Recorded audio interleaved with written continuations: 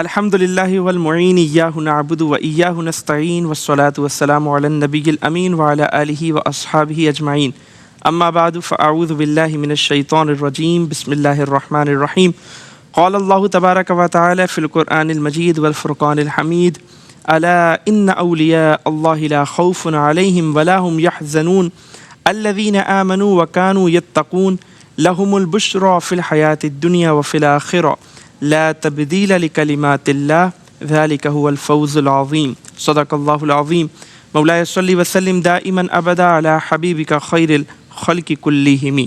محترم ناظرین، ایک مرتبہ پھر ARYQ TV کی اسکرین سے آپ کو خوش آمدید کہتے ہیں درس قرآن اسپیشل ایپیسوڈ میں، اور آج جن آیات کا انشاءاللہ ہم قرآن پاک کا درس سماعت کریں گے وہ ہے سورہ یونس کی آیت نمبر 62، 63 اور 64۔ ان آیت مبارکہ میں اللہ تبارک و تعالی نے اپنے نیک بندوں کی شان بیان کی ہے۔ اللہ تعالیٰ ارشاد فرماتا ہے الا ان اولیاء اللہ، خبردار سن لو، بے شک اللہ کے ولیوں پر لا خوف علیہم ولا هم یحزنون، نہ کوئی خوف ہے اور نہ وہ غمگین ہوں گے۔ اگلی آیت مبارکہ میں اللہ تعالیٰ نے ارشاد فرمایا الذین آمنوا وکانوا یتقون، اللہ کے ولی کون ہیں؟ اس آیت مبارکہ میں گویا اللہ تبارک و تعالیٰ اپنے ولیوں کی، اولیاء اللہ کی ڈیفینیشن، تعریف بیان فرما رہا ہے۔ اللہ تعالیٰ فرماتا ہے الذین آمنوا، اللہ کے ولی وہ ہیں جو ایمان رکھتے ہیں، ایمان والے ہیں، وکانوا یتقون، اور جو متقی ہیں۔ اور پھر اللہ تبارک و تعالیٰ یہ بیان فرما رہا ہے اگلی آیت میں کہ ان کا انعام کیا ہے، جن کے اندر یہ صفت ہو، یہ کوالٹی ہو، جو اللہ کے دوست ہوں، اللہ کے ولی ہو، ان کا انعام کیا ہے؟ اللہ تعالیٰ ارشاد فرماتا ہے لہم البشریٰ فی الحیات الدنیا وفی الآخرہ، کہ ان کے لیے دنیاوی زندگی میں بھی اور آخرت میں بھی کیا ہے؟ بشریٰ، خوشخبریاں ہیں۔ اور فرمایا لا تبدیل لکلمات اللہ، کہ اللہ کے کلمات تبدیل نہیں ہوتے، ذالک هو الفوز العظیم، اور یہ بڑی کامیابی ہے۔ یعنی اللہ کا ولی بننا اور ان صفات پر ہونا اور اللہ تبارک و تعالیٰ کی طرف سے یہ خوشخبریاں حاصل کرنا کہ دنیا میں بھی خوشخبری، آخرت میں بھی خوشخبری۔ اللہ تبارک و تعالیٰ فرما رہا ہے کہ اصل کامیابی اور بڑی کامیابی یہی ہے کہ اللہ تبارک و تعالیٰ کا بندہ جو ہے وہ اللہ تبارک و تعالیٰ کا قرب حاصل کر کے اس کا ولی بن جائے۔ اس آیت مبارکہ میں جو سب سے اہم اور سب سے پہلی بات ہے وہ ہے اولیاء اللہ۔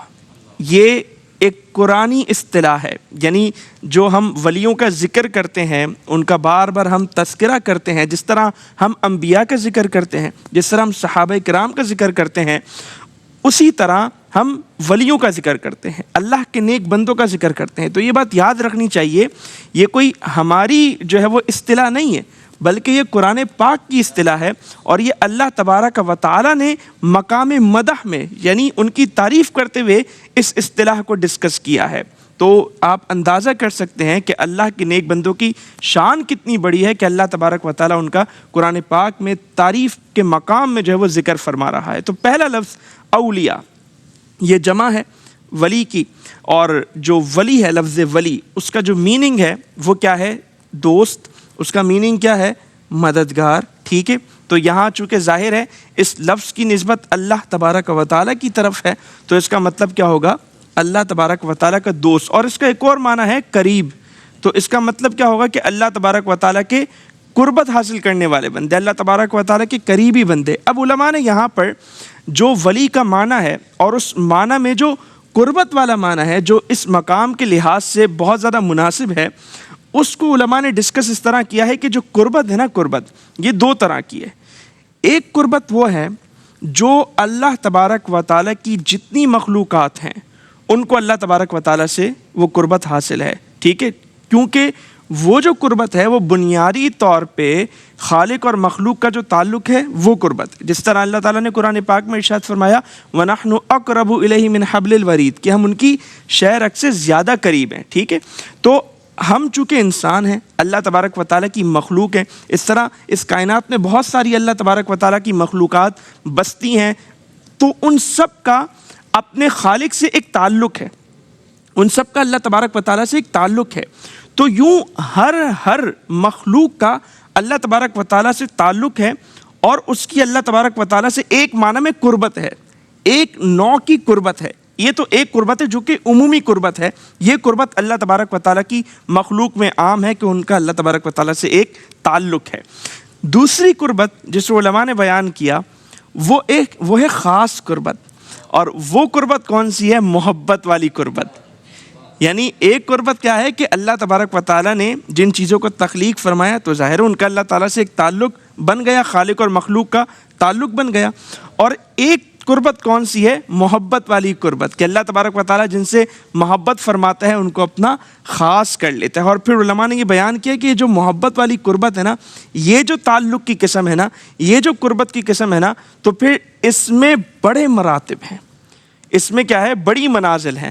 تو ہر شخص اپنے ذوق، اپنے عمل اور اپنی استقامت سے وہ منازل، وہ سلوک طے کرتا جاتا ہے اور وہ اللہ تبارک و تعالیٰ کے قریب سے قریب تر ہوتا چلا جاتا ہے. اور پھر علماء نے بیان کیا کہ اس کی مثال پھر یوں ہو جاتی ہے کہ جیسا صحیح بخاری کی حدیث میں موجود ہے کہ اللہ تبارک و تعالیٰ فرماتا ہے کہ بندہ نوافل کے ذریعے میری قربت حاصل کرتا رہتا ہے یہاں تک کہ میں اس سے محبت کرنے لگ جاتا ہوں. تو کیا ہوتا ہے پھر؟ اللہ اس کو مقام کیا عطا فرماتا ہے؟ اللہ تعالیٰ فرماتا ہے میں اس کے کان بن جاتا ہوں جس سے وہ سنتا ہے، میں اس کی زبان بن جاتا ہوں جس سے وہ کلام کرتا ہے، میں اس کے ہاتھ بن جاتا ہوں جس سے وہ پکڑتا ہے، میں اس کے پاؤں بن جاتا ہوں جس سے وہ چلتا ہے. تو یعنی اللہ کا جو قرب ہے نا، اب یہاں پہ یہ بات بھی سمجھ لیں کہ اللہ تبارک و تعالیٰ کا قرب جو ہے وہ تو ملتا ہی نیک عمل سے ہے، ٹھیک ہے. اور جب اللہ تبارک و تعالیٰ کا قرب بندے کو مل جائے اور اس کی سماعت، اس کی بصارت، اس کا چلنا پھرنا، ٹھیک ہے، اس کو اللہ تبارک و تعالیٰ یہ بیان کرنے لگ جائے کہ گویا میں اس کی سماعت ہوں، میں اس کی بصارت ہوں، ٹھیک ہے، یعنی میں اس کی آنکھ بن جاتا ہوں جس سے وہ دیکھتا ہے. تو جب بندہ اس مقام پر، اس لیول پر پہنچ جاتا ہے تو گناہ تو وہ پہلے بھی نہیں کر رہا ہوتا، لیکن اس مقام پر آنے کے بعد تو گویا گناہ کا تصور اور بھی جو ہے وہ دور ہو جاتا ہے. لیکن اس حدیث کا ایک اور معنی بھی ہے، گناہوں سے تو بندہ پہلے بھی بچا ہوا تھا، ٹھیک ہے نا. تو اس حدیث کا ایک اور معنی یہ ہے کہ اللہ تبارک و تعالیٰ اس کی سماعت میں ایسی قوت عطا فرما دیتا ہے کہ پھر وہ دور و نزدیک سے سننے لگ جاتا ہے. اس کی بصارت میں اللہ تبارک و تعالیٰ وہ طاقت عطا فرما دیتا ہے کہ پھر وہ قریب کو بھی دیکھتا ہے، دور کو بھی دیکھتا ہے، ٹھیک ہے. اس کے پاؤں میں اللہ تبارک و تعالیٰ وہ طاقت عطا فرما دیتا ہے کہ پھر وہ طویل فاصلے کو بھی مختصر وقت میں طے کر لیتا ہے. جیسے کہ ہم قرآن پاک ہی کو دیکھ لیں تو حضرت آصف بن برخیہ کی مثال ہمارے سامنے ہے کہ جو پلک جھپکتے جو ہے وہ کیا لے آئے تھے؟ ملکہ بلقیس کا تخت انہوں نے حاضر کر دیا تھا. تو یوں اللہ تبارک و تعالیٰ اپنے نیک بندوں کو جو ہے وہ مقام و مرتبے سے نوازتا ہے. اب قرآن پاک میں اگر ہم تلاش کرنا چاہیں کہ اللہ کے جو نیک بندے ہیں وہ کیسے ہوتے ہیں اور وہ اللہ تبارک و تعالیٰ کا قرب کیسے حاصل کرتے ہیں، تو قرآن پاک میں اللہ تبارک و تعالیٰ نے اپنے نیک بندوں کا جو وصف بیان کیا ہے نا، اس میں ایک کوالٹی، ایک وصف بہت زیادہ پرومیننٹ ہے، بہت زیادہ واضح ہے، بہت زیادہ نمایاں ہے. اللہ تعالیٰ ارشاد فرماتا ہے وَالَّذِينَ يَبِيتُونَ لِرَبِّهِمْ سُجَّدًا وَقِيَامًا، کہ میرے جو بندے ہیں، جو میرے نیک بندے ہیں، وہ کیا کرتے ہیں؟ رب کے حضور، اپنے رب کے حضور قیام میں اور سجدوں میں رات گزارتے ہیں. یعنی اولیاء اللہ کا جو وصف، اولیاء اللہ میں جو وصف ہے جو بہت زیادہ پرومیننٹ ہے، وہ کیا ہے کہ وہ شب گزاری کرتے ہیں. یعنی وہ جو اللہ کا قرب پاتے ہیں وہ کس طرح پاتے ہیں؟ رات کو عبادات کے ذریعے وہ اللہ تبارک و تعالیٰ کا قرب پاتے ہیں. اور پھر اللہ تعالیٰ ارشاد فرماتا ہے وہ رب کے حضور ساری رات کیا کرتے ہیں؟ عبادت کرتے ہیں، قیام کر رہے ہیں، سجدہ کر رہے ہیں، ٹھیک ہے، اسی لیے وہ اللہ کا قرب حاصل کرتے ہیں. پھر اللہ تعالیٰ فرماتا ہے والذین یقولون ربنا اصرف عنا عذاب جہنم، کہ وہ کیا دعا کرتے ہیں؟ اے اللہ ہم سے جہنم کا عذاب دور فرما دے. یعنی آپ اندازہ کریں اولیاء اللہ کی آپ جو ہے وہ حیرت ہوتی ہے ہمیں، اولیاء اللہ کا مقام اتنا بڑا، پوری رات تو عبادت میں گزارتے ہیں لیکن اس کے باوجود بھی اپنی عبادت پر نازا نہیں ہوتے، اپنی عبادات پر فخر نہیں کرتے، اپنی عبادات کو کافی نہیں سمجھتے، بلکہ پوری رات عبادت کرنے کے بعد اللہ کے حضور عاجزی سے گر گراتا دعا کرتے ہیں کہ اے ہمارے رب، بے شک ہم ایمان لائے تو تو ہمارے گناہوں کو بخش دے اور ہمیں دوزخ کے عذاب سے محفوظ فرما. ٹھیک ہے، یہ کس کا وصف ہے؟ متقی لوگوں کا وصف ہے. یعنی جو آلریڈی تقوی والے ہیں، جو آلریڈی نیک اعمال کر رہے ہیں، جو آلریڈی اللہ تعالیٰ کے قریبی ہیں، لیکن وہ کیا دعا کر رہے ہیں؟ یا اللہ ہمیں جہنم کے عذاب سے دور فرما دے. ان کی خشیت کا یہ عالم ہے. پھر اسی طرح آپ دیکھیں قرآن پاک میں اللہ تعالیٰ ایک اور مقام پہ کیا فرماتا ہے؟ ان المتقین فی جنات وعیون، کہ متقی کہاں ہوں گے؟ چشموں میں ہوں گے، جنت میں یعنی باغات میں ہوں گے. آخذین ما آتاہم ربہم انہم کانوا قبل ذالک محسنین، اللہ تعالیٰ فرماتا ہے اپنے رب کی عطا فرمائی ہوئی نعمتیں لے رہے ہوں گے، یعنی ان سے لطف اندوز ہو رہے ہوں گے نعمتوں سے، اور بے شک وہ اس دنیا میں نیک عمل کرنے والے تھے. یعنی وہ جو دنیا جہاں یہ اپنا وقت گزار کے ہیں وہاں یہ نیک عمل کرنے والے تھے. اور کیا نیک عمل کرتے تھے؟ آگے اللہ تعالیٰ ارشاد فرماتا ہے کانوا قلیلا من اللیل ما یہجعون وبالاسحار هم یستغفرون، وہ رات کو کم سوتے تھے اور رات کے آخری حصوں میں بخشش طلب کرتے تھے. وہی بات آ گئی کہ رات کیا عبادت میں گزاری اور پھر کیا کیا؟ اللہ کے حضور دعائیں کی. تو رات کو کم سونا اور رات کے آخری حصے میں بالخصوص کیا کرنا؟ بخشش کی درخواست کرنا اللہ تبارک و تعالیٰ سے. رات کو پوری رات عبادت کر کے آخر میں کیا کرنا؟ اللہ تبارک و تعالیٰ کے حضور دعا کرنا. اور پھر ہم اگر ان صفات کو دیکھیں تو یہ اللہ کے ولی ہیں، ظاہر ہے. اور ظاہر ہے کہ اللہ کے جو ولی ہیں وہ نیک عمل کرتے ہیں، وہ ظاہر رسول اللہ صلی اللہ علیہ وآلہ وسلم کے طریقہ کار پہ چلتے ہیں. تو یہ بنیادی طور پہ رسول اللہ صلی اللہ علیہ وآلہ وسلم ہی کا طریقہ کار تھا، ہے یا نہیں؟ آپ دیکھیں نبی کریم علیہ الصلوۃ والسلام رات کو سوتے بھی تھے. آپ نے خود اپنی حدیث میں بیان فرمایا کہ میں اللہ کا نبی ہوں اور میرا اللہ مجھے کھلاتا پلاتا ہے، ٹھیک ہے، لیکن اس کے باوجود میں نے شادیاں بھی کی ہیں، میں رات کو آرام بھی کرتا ہوں اور رات کو میں عبادات بھی کرتا ہوں. تو یہ بیسکلی اولیاء اللہ کا جو انداز ہے یہ کوئی منفرد اور جدا گانہ انداز نہیں ہے، ٹھیک ہے. وہ لوگ جو یہ سمجھتے ہیں کہ شاید صوفیہ جو ہیں وہ کسی اور جو ہے وہ راستے پر چل پڑے ہیں، ان کا کوئی اور طرز زندگی ہے، تو ایسا نہیں ہے. صوفیہ رسول اللہ علیہ الصلوۃ والسلام ہی کے راستے پر ہیں. یہ ایکچول نبی کریم علیہ السلام کا راستہ ہے کہ رات کو سونا، رات کو آرام کرنا اور پھر رات کے آخری پہر میں اٹھ کے عبادات بھی کرنا. صحیح ہے. تو اللہ تبارک و تعالیٰ یہی فرما رہا ہے وہ رات کو کم سوتے ہیں اور رات کے آخری حصے میں کیا کرتے ہیں؟ استغفار کرتے ہیں. کانوا قلیلا من اللیل ما یہجعون وبالاسحار هم یستغفرون. تو کیا ہمیں حضور علیہ الصلوۃ والسلام کی سیرت مبارکہ میں نہیں ملتا کہ آپ اللہ تبارک و تعالیٰ کے حضور دن بھر میں کتنا استغفار کیا کرتے تھے؟ اور جب حضرت عائشہ صدیقہ رضی اللہ تعالیٰ عنہ نے آپ سے عرض کیا کہ یا رسول اللہ، اے اللہ کے نبی، آپ پوری رات عبادت کرتے ہیں، کیا وجہ ہے؟ آپ کے تو گناہ بھی نہیں ہیں. تو نبی کریم علیہ الصلوۃ والسلام نے کیا ان سے فرمایا؟ کیا میں اپنے رب کا شکر گزار بندہ نہ بنوں؟ تو اولیاء اللہ بیسکلی کیا ہوتے ہیں؟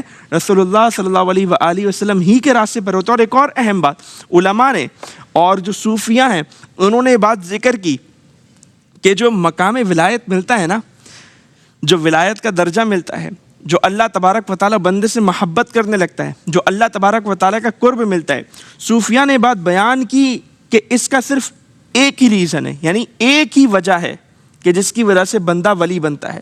اور وہ کیا وجہ ہے، وہ کیا سبب ہے کہ جس کی وجہ سے بندہ مقام ولایت پر فائز ہوتا ہے؟ صوفیاء فرماتے ہیں کہ جب انوار رسالت کی تجلی اس کے قلب پر پڑتی ہے تبھی وہ اللہ کا ولی بنتا ہے. یعنی اللہ کی ولایت یعنی اللہ کا قرب اسی صورت میں ملتا ہے جب بندے کے قلب پر رسول اللہ صلی اللہ علیہ وآلہ وسلم کے انوار کی تجلی ہوتی ہے، بالواسطہ یا بلا واسطہ. اس کے بغیر پاسبل نہیں ہے ولایت ملنا. یعنی حضور علیہ الصلوۃ والسلام کے انوار کی تجلی کب ہوگی؟ جب اللہ کا بندہ مکمل طور پہ نبی کریم علیہ السلام کی سیرت کے سانچے میں خود کو ڈھال لے گا، جب وہ نبی کریم علیہ الصلوۃ والسلام کی سنتوں کا عامل ہوگا، اسی وقت تو قلب پر رسول اللہ صلی اللہ علیہ وآلہ وسلم کے نور کی تجلی پڑے گی نا. اگر وہ حدیث رسول سے ہی دور ہوگا، اگر وہ سنت رسول ہی کا عامل نہیں ہوگا، اگر وہ سیرت رسول کو اپنانے والا ہی نہیں ہوگا تو رسول اللہ صلی اللہ علیہ وآلہ وسلم کی نظر رحمت اسے کیسے مل سکتی ہے؟ ٹھیک ہے. تو یہ نظر رحمت حضور علیہ السلام کی ملتی ہے تبھی بندہ کیا بنتا ہے؟ اللہ کا ولی بنتا ہے. اور پھر یہ جو اللہ تعالیٰ سے اس کی نسبت قائم ہو جاتی ہے نا، یہ جو قربت قائم ہو جاتی ہے، یہ جو محبت کا تعلق استوار ہو جاتا ہے، جو ولایت کے راستے پر وہ چل پڑتا ہے. صوفیاء فرماتے ہیں کہ رسول اللہ صلی اللہ علیہ وآلہ وسلم کی انوار کی برکت سے اسے یہ مقام مل جاتا ہے اور پھر اللہ کے ذکر کی برکت سے وہ نسبت مضبوط سے مضبوط تر ہوتی چلی جاتی ہے. اللہ تعالیٰ کیا فرما رہا ہے؟ بندہ مسلسل میرے سے قریب ہوتا ہے. کس طرح؟ نوافل کے ذریعے. ٹھیک ہے. تو صوفیاء نے بھی عین یہی بات فرمائی کہ رسول اللہ صلی اللہ علیہ وآلہ وسلم کے انوار کی برکت سے اسے مقام ولایت مل جاتا ہے، اور پھر کیا ہوتا ہے، اللہ کے ذکر کی برکت سے وہ نسبت مضبوط سے مضبوط تر اور وہ درجات جو ہے وہ طے ہوتے چلے جاتے ہیں، اور اللہ تبارک و تعالیٰ کا جو قرب کا جو مقام ہے، ظاہر ہے کہ نبی کریم علیہ الصلوۃ والسلام اس کے سب سے اعلیٰ درجے پر کیا ہیں، فائز ہیں۔ تو جتنے بھی صوفیاء ہیں، جتنے بھی اولیاء اللہ ہیں، یقیناً اگر وہ اللہ تبارک و تعالیٰ کا قرب چاہتے ہیں تو انہیں کس کے راستے پر چلنا ہوگا؟ نبی کریم علیہ الصلوۃ والسلام کے راستے پر چلنا ہوگا، اور قرآن نے بھی اسی راستے کو بیان کیا کہ اس راستے پر چلے تبھی یہ کیا ہوا، مقام ولایت پر جو ہے وہ فائز ہوئے۔ اچھا، اب یہاں ایک اور اہم بات یہ ہے کہ آج کے دور میں ہم دیکھتے ہیں کہ ظاہر ہے آج کا جو دور ہے ڈسٹریکشن کا دور ہے، آج کا جو دور ہے وہاں کئی ایسے لوگ ہمیں نظر آتے ہیں جو ہمیں بتاتے ہیں کہ جی یہ اللہ کے ولی، یہ ایسی کوئی چیز نہیں ہوتی، ٹھیک ہے نا، یہ بزرگ کچھ نہیں ہوتے، اور یہ آج ہمیں نظر نہیں آتے، کیوں نظر نہیں آتے؟ وہ اس طرح کی باتیں ہمیں کرتے ہوئے نظر آتے ہیں۔ تو اللہ کے ولیوں کی پہچان کیسے ہو، اللہ کے ولیوں سے کیسے ملا جائے، اللہ کے ولیوں سے کیسے جڑا جائے؟ تو احادیث اور آثار میں اس حوالے سے ہماری جو رہنمائی ہوئی ہے نا، وہ اس طرح رہنمائی ہوئی ہے کہ روایات میں آتا ہے کہ جس شخص کو دیکھ کر تمہیں اللہ یاد آ جائے وہ شخص اللہ کا کیا ہے، ولی ہے، ٹھیک ہے؟ تو اگر ہم اولیاء اللہ کو ڈھونڈنا چاہتے ہیں، اگر ہم صوفیہ کرام کو تلاش کرنا چاہتے ہیں، تو ہمیں دیکھنا ہوگا کہ کس شخص کو دیکھ کر ہمیں اللہ یاد آ رہا ہے، اور کس شخص کی صحبت میں بیٹھ کر ہمیں جو ہے وہ دنیا مل رہی ہے، اور کس شخص کی صحبت میں بیٹھ کر ہمیں دنیا داری جو ہے وہ ہم سیکھ رہے ہیں۔ تو یہ بڑا ضروری ہے کہ ہم جو ہے وہ نیک لوگوں کی صحبت میں رہیں، ٹھیک ہے نا، جو نیک اعمال کرتے ہوں ان کی صحبت سے ہم اپنے آپ کو جوڑیں۔ اور آپ دیکھیں یہ کس قدر ضروری ہے کہ قرآن پاک میں خود اللہ تعالیٰ نے ارشاد فرمایا، یا ایھا الذین آمنوا اتقوا اللہ وکونوا مع الصادقین، کہ اے ایمان والو تقوی اختیار کرو، اللہ سے ڈرو، اور کیا، نیکوں کے ساتھ ہو جاؤ، سچوں کے ساتھ ہو جاؤ۔ یعنی جو ایمان والے ہیں، جو تقوی اختیار کرنے والے ہیں، انہیں کیا حکم دے رہا ہے اللہ تبارک و تعالیٰ کہ تم کیا ہو جاؤ، سچوں کے ساتھ ہو جاؤ۔ تو ہمارے لیے سب سے اہم کیا ہے، سب سے ضروری کیا ہے کہ ہم سچے لوگوں کے ساتھ ہو جائیں، ہم اللہ کے نیک بندوں کے ساتھ ہو جائیں، ہم ان کے ساتھ ہو جائیں جنہیں دیکھ کر ہمیں اللہ تبارک و تعالیٰ یاد آتا ہے۔ ہاں، اب ہوتا یہ ہے کہ جب اللہ کے نیک بندوں کی ہم تلاش شروع کرتے ہیں تو ہمارا آج کا جو اسٹینڈرڈ ہے، ہمارا آج کا جو معیار ہے، وہ معیار، وہ اسٹینڈرڈ یہ بن گیا ہے کہ کوئی اگر ہمیں کوئی انوکھا کام، کوئی مافوق الفطرت کام، کوئی خلاف عادت کام اگر ہمیں کوئی کر کے دکھائے گا، جسے ہم عام زبان میں کرامت کہتے ہیں، تبھی ہم اسے اللہ کا ولی مانیں گے، ٹھیک ہے؟ ہمارا مزاج یہ ہے، ہمارا اسٹینڈرڈ یہ ہے، ٹھیک ہے؟ لیکن حقیقت کیا ہے، اللہ تبارک و تعالیٰ کا اسٹینڈرڈ کیا ہے؟ اللہ تبارک و تعالیٰ نے جو معیار قائم کیا ہے اپنے نیک بندوں کے لیے، وہ کیا ہے؟ وہ معیار قرآن نے بیان کر دیا ہے۔ وہ معیار کیا ہے؟ تقویٰ۔ وہ معیار کیا ہے؟ تقویٰ معیار ہے، ٹھیک ہے؟ تو ہمیں ایسے لوگوں کو تلاش کرنا ہے جو کیا ہوں، تقوی والے۔ وہ ایک واقعہ بھی بیان کیا جاتا ہے نا کہ ایک بزرگ کے پاس، ایک اللہ کے نیک بندے کے پاس، ایک اللہ کے ولی کے پاس ایک شخص آیا، حاضر ہوا، اور اس نے ان کا بڑا چرچا سنا تھا کہ بھئی یہ بڑے نیک بندے ہیں، اللہ کے بہت بڑے ولی ہیں، ان سے کرامات کا ظہور بھی ہوتا ہے وغیرہ وغیرہ۔ وہ حاضر ہو گیا، اس نے کہا میں ان سے جا کے فیض لوں گا۔ اس کی نیت یہ تھی کہ میں فیض حاصل کروں گا۔ تو جب وہ وہاں پہنچا اور اس نے ایک عرصہ وہاں گزارا، ٹھیک ہے، کافی سارے دن اس نے قیام کیا اللہ کے اس نیک ولی کی بارگاہ میں، اللہ کے اس نیک بندے کی بارگاہ میں، اس کے جو ہے وہ اس کی جو خانقاہ تھی وہاں پہ۔ لیکن وہ آخر میں پریشان ہونا شروع ہو گیا۔ وہ کہنے لگا کہ یار جو میں نے باتیں سنی تھی وہ تو مجھے نظر نہیں آ رہی، مطلب میں نے سنا تھا یہ بڑے پہنچے ہوئے ہیں، ٹھیک ہے، یہ تو کرامات دکھاتے ہیں، یہ تو جو ہے وہ بڑے عجیب و غریب واقعات ان سے جو ہے وہ میں نے سن رکھے تھے ان کے بارے میں، لیکن مجھے تو وہ کہیں کچھ نظر نہیں آ رہا۔ یہ جو ہے وہ پلٹنے لگتا ہے، جانے لگتا ہے، رخصت لیتا ہے، اجازت لیتا ہے۔ تو پوچھتے ہیں کہ کیا ہوا، کیوں جانے لگے ہو، کہاں جا رہے ہو؟ تو بتاتا ہے کہ حضرت میں جس مقصد سے آپ کے پاس حاضر ہوا تھا اور جو سن کر آپ کے پاس حاضر ہوا تھا، ایسی تو کوئی بات میں نے آپ کے پاس نہیں پائی، مجھے تو کوئی کرامت نظر نہیں آئی، کوئی خلاف عادت کام مجھے جو وہ نظر نہیں آیا۔ تو اللہ کے اس نیک بندے نے جواب دیا کہ مجھے یہ بتاؤ کہ جتنے دن تم نے میرے پاس قیام کیا، کیا تم نے کبھی دیکھا کہ میری نماز فوت ہوئی ہو؟ کیا تم نے کبھی دیکھا کہ میری نماز میں نے سستی کی ہو؟ اس نے کہا نہیں۔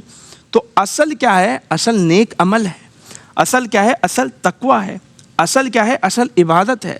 اصل کیا ہے؟ اللہ کی خشیت ہے۔ وہ ایک جملہ بھی ہے نا، الاستقامت فوق الکرامہ، کہ استقامت کیا ہے؟ کرامت سے بڑھ کر ہے۔ تو اگر کوئی شخص اپنے نیک اعمال پر استقامت ثابت قدمی دکھاتا ہے، در حقیقت وہی اللہ تبارک و تعالیٰ کا سب سے بڑا نیک بندہ ہے۔ اللہ تعالیٰ نے خود قرآن میں ارشاد فرمایا، یہ بھی ہم اپنی طرف سے نہیں کہہ رہے، اللہ تعالیٰ نے خود قرآن میں ارشاد فرمایا، آیت مبارکہ ہے، ان الذین قالوا ربنا اللہ ثم استقاموا تتنزل علیہم الملائکہ الا تخافوا ولا تحزنوا وابشروا بالجنۃ التی کنتم توعدون، کہ جنہوں نے کہا کہ ہمارا رب اللہ ہے اور اس پر کیا ہو گئے؟ ثابت قدم ہو گئے، تو اللہ تعالیٰ کیا فرما رہے ہیں؟ ان پر نہ کوئی خوف ہے، نہ کوئی غم ہے، اور انہیں جنت کی بشارت ہے۔ اور سہیم یہی بات یہاں پہ ہے، الا ان اولیاء اللہ لا خوف علیہم ولا هم يحزنون لهم البشری فی الحیات الدنیا وفی الآخرہ۔ تو میچ ہو گئی بات، قرآن سے پروو ہو گیا کہ اللہ کے نیک بندے کون ہیں، اللہ کے ولی کون ہیں، جو تقوی والے ہوں اور اس تقوی پر وہ کیا کریں؟ ثابت قدمی اختیار کریں۔ ٹھیک ہے، تو اصل کیا ہے؟ ہمیں یہ دیکھنا ہے کہ نیک کون ہے، کس کو دیکھ کر ہمیں اللہ تبارک و تعالیٰ کی یاد آ رہی ہے، اور ہم جیسوں کے لیے کیا ہے کہ ہم ان نیک بندوں کی کیا اختیار کریں؟ صحبت اختیار کریں۔ ٹھیک ہے، یعنی یہ نیک بندے خود تو اللہ تبارک و تعالیٰ نے ان کو بخشش کی بشارت دی ہوئی ہے، ان پر نہ کوئی خوف ہے، نہ کوئی غم ہے، انہیں جنت کی بشارت ہے، ان کا تو یہ مقام و مرتبہ ہے ہی، اپنی جگہ مسلم ہے، لیکن ہم جیسوں کے لیے کیا ہے کہ ہم ان کی صحبت اختیار کریں، نیک بندوں کی، اللہ کے نیک بندوں کی صحبت اختیار کریں۔ تو اس سے ہوگا کیا؟ نیک بندوں کی صحبت سے ہوگا کیا؟ صحابی رسول حضرت عبداللہ بن مسعود رضی اللہ تعالیٰ عنہ حضور علیہ السلام کی بارگاہ میں حاضر ہوئے، عرض کی یا رسول اللہ صلی اللہ علیہ وآلہ وسلم، ہم میں سے ایک شخص نیک بندوں کی صحبت میں بیٹھتا ہے، اس سے محبت کرتا ہے، ان سے تعلق قائم کرتا ہے، لیکن اس کا خود کا عمل اس پائے کا نہیں ہوتا، تو اس کا کیا ہوگا؟ حضور علیہ الصلوۃ والسلام نے فرمایا المرء مع من احب، آدمی کا انجام انہی کے ساتھ ہوگا جس سے وہ محبت کرتا ہے۔ تو یہ نیک بندے ماشاءاللہ جنتی ہیں، اللہ کی طرف سے ان کو بشارتیں ملی ہوئی ہیں، اور جو ان سے محبت کرے گا، ان کی صحبت میں بیٹھے گا، ان سے تعلق استوار کرے گا، تو وہ بھی کیا ہوگا؟ انہی کے ساتھ ہو جائے گا۔ یعنی اللہ نے چاہا تو اس صحبت کی برکت سے اس سے بھی کیا ہو جائے گا؟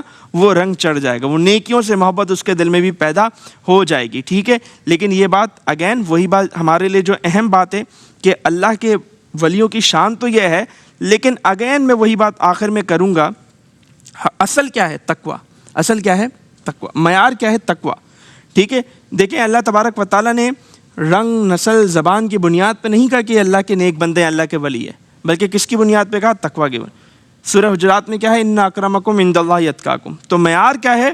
معیار تقویٰ ہی ہے۔ تو اسلام میں جو معیار ہے وہ کیا ہے؟ نیک عمل ہے۔ ٹھیک ہے، اسلام میں جو ہے وہ چوزن والا کانسیپٹ نہیں ہے کہ بعض لوگ کہتے ہیں نا نحن ابناء اللہ و احباء، کہ ہم تو اللہ کے بیٹے بھی ہیں اور اللہ کے پسندیدہ بھی ہیں۔ تو نہیں، اسلام میں کیا ہے؟ تقویٰ اختیار کرو گے تو ہی اللہ کے پسندیدہ بنو گے، تقویٰ اختیار کرو گے تو ہی اللہ کے نیک بندے بنو گے۔ تو اولیاء اللہ کی جو سیرتیں ہیں نا، در حقیقت وہ کیا ہیں؟ وہ ہمیں نیکی کا سبق دیتی ہیں۔ ٹھیک ہے، اولیاء اللہ کی سیرتیں ہمیں ان سے محبت کرنا تو سکھاتی ہیں، لیکن در حقیقت کیا ہے کہ ان سے محبت تو کرنی ہے، لیکن اصل کیا ہے کہ ان کے راستے پر چلنا ہے۔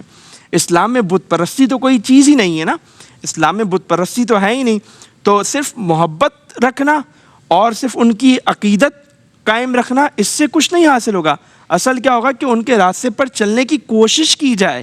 صراط الذین انعمت علیہم، جن لوگوں کے راستے پر چلنے کی ہمیں تلقین کی گئی ہے، دعا ہمیں مانگنے کی تلقین گئی ہے، وہ کیا ہے؟ اللہ کے نیک بندے۔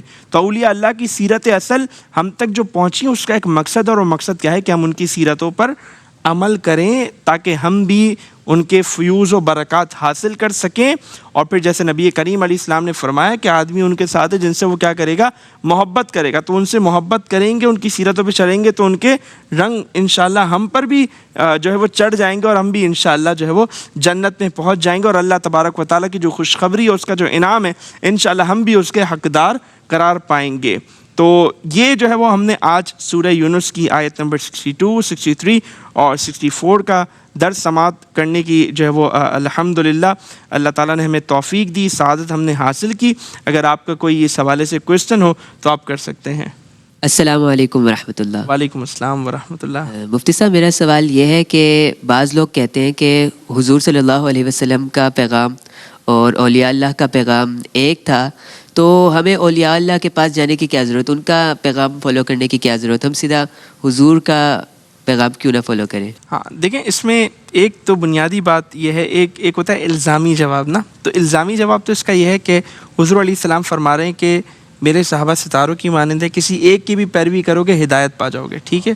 اور قرآن میں بھی ظاہر صحابہ کرام کا مقام و مرتبہ بیان کیا گیا، تو پھر سوال یہاں پہ بھی اٹھتا ہے کہ جب حضور علیہ الصلوۃ والسلام کی سیرت موجود ہے تو پھر صحابہ اور اہل بیت کو فالو کرنے کی کیا ضرورت، صحیح ہے۔ تو ایک یہ الزامی جواب ہے، ٹھیک ہے، لیکن یہ ایک اعتراض کو دور کرنے کے لیے ہوتا ہے۔ لیکن بہرحال اس کا جواب یہ ہے کہ آپ قرآن پاک میں دیکھیں، اللہ تعالیٰ فرما رہے ہیں صراط الذین انعمت علیہم، کن کے راستے پر چلنا ہے، انعام یافتہ۔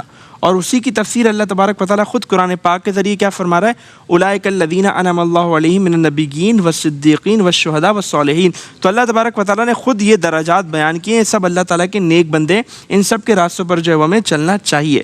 تو اصل بیسکلی ہوتا یہ ہے کہ ہر زمانے میں ظاہر نبی کریم علیہ الصلوۃ والسلام کی سیرت تو ہمارے سامنے ہے ہی، ٹھیک ہے، لیکن ہر زمانے میں جو اولیاء اللہ ہوتے ہیں نا، وہ حضور علیہ الصلوۃ والسلام کی سیرت کا گویا ہمیں پریکٹیکل کر کے بتاتے ہیں، ٹھیک ہے۔ تو اسی لیے ہمیں کیا ہو جاتا ہے، اس کو اپنانا آسان ہو جاتا ہے ہمارے لیے۔ تو یہ ایک نا اس میں ایک پہلو ہے۔ السلام علیکم ورحمۃ اللہ۔ وعلیکم السلام ورحمۃ اللہ۔ مفتی صاحب، میرا آپ سے یہ سوال ہے کہ کچھ لوگ ہیں جو ہمیں دیکھنے کو ملتے ہیں معاشرے میں، جو کہتے ہیں کہ ہم اولیاء اللہ کو مانتے ہی نہیں ہیں، تو ان کے بارے میں کیا حکم ہے، اصلاح فرما؟ دیکھیں، اللہ کے جو نیک بندے ہوتے ہیں، جو اولیاء اللہ ہوتے ہیں، انہیں پوری امت مانتی ہے، سارے مسلمان مانتے ہیں، ٹھیک ہے۔ کچھ لوگ ایسے ہوتے ہیں جو کہتے ہیں ہم ان کو نہیں مانتے، ٹھیک ہے، وہ کچھ ہی لوگ ہوتے ہیں نا۔ اب جو اللہ کے نیک بندے ہوتے ہیں نا، ان کی محبت اللہ تبارک و تعالیٰ لوگوں کے دلوں میں ڈالتا ہے، صحیح ہے۔ آپ دیکھیں کہ حدیث پاک میں آتا ہے کہ اللہ تبارک و تعالیٰ جبریل سے فرماتا ہے تم ان سے محبت کرو۔ جبریل علیہ السلام آسمانوں میں ندا کرتے ہیں، ٹھیک ہے، جبریل علیہ السلام زمین میں ندا کرتے ہیں، ٹھیک ہے۔ تو جن کے قلوب ستھرے ہوتے ہیں وہ اس ندا کو سن لیتے ہیں، سمجھ لیتے ہیں، اور ان کے دلوں میں اللہ کے ولیوں کی محبت کیا ہو جاتی ہے، سما جاتی ہے، ٹھیک ہے۔ آسمان کے فرشتے ان سے کیا کرنے لگتے ہیں، محبت کرنے لگتے ہیں۔ تو جو بندہ اللہ کے اولیاء کو نہیں مانتا، ان کی محبت سے دور ہے، تو پھر وہ اپنے قلب کا علاج کرے، اپنے دل کا علاج کرے، وہ اچھی صحبت تلاش کرے، وہ علم حاصل کرے، تاکہ اسے پتہ چل سکے کہ کوئی عام لوگ نہیں ہے۔